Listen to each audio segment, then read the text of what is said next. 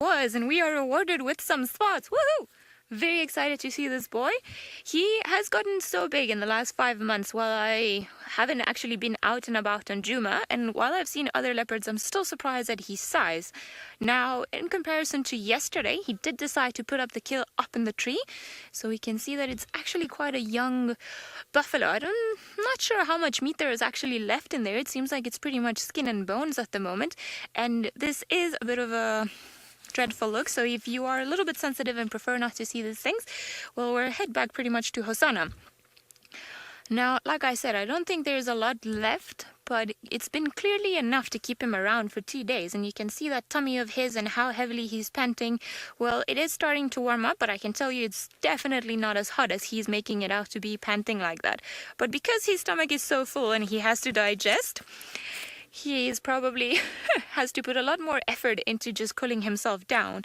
I believe everyone's also saying woohoo for Hosana. I'm also very, very excited to see him.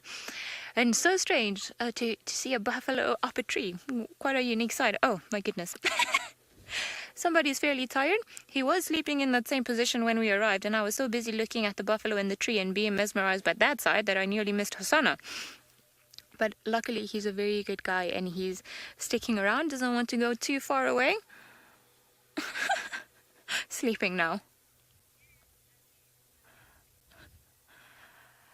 Diana, I do believe that I've had some luck today with the cat, although I cannot really claim it because we already knew that he was here. But it doesn't matter. It's always fun to see all of the leopards and all of the cats, and I know Vildy's smiling right now because he's very happy to see any spot or any cat, and just in general whiskers. Although he is very tired, sleepy cat. We've had a long night, I would assume.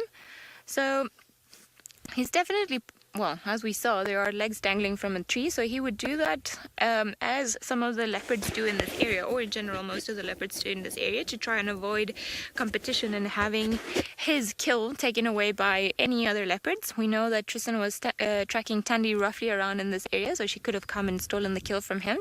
Also, Tingana could have come around and taken the kill from him, but mainly I would say in this particular area, hyenas, because there are hyenas that start moving around and they have very good sense of hearing, so they could have just picked up the noises of Hosana crunching the bone or moving around, and even sometimes the smell of the blood, or pretty much just the smell of rotting meat, and they could have come around here. So Hosana, in a very clever way, which he learned probably from his mother, has learned that the safest place to put the meat so that he doesn't get it stolen from anyone is just to put it up a tree, and then he can proceed to sleep on this on the ground.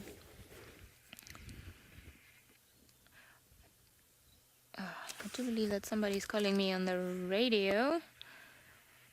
I'm just gonna take 1 second to reply. Alright, I'm going to try and find out if there's somebody that would like to make his way into this area, because the radio is going crazy in my ear. But while I do that, and while Hosana sleeps off his very fat belly, let's go over to Scott and get an update of what his plans are.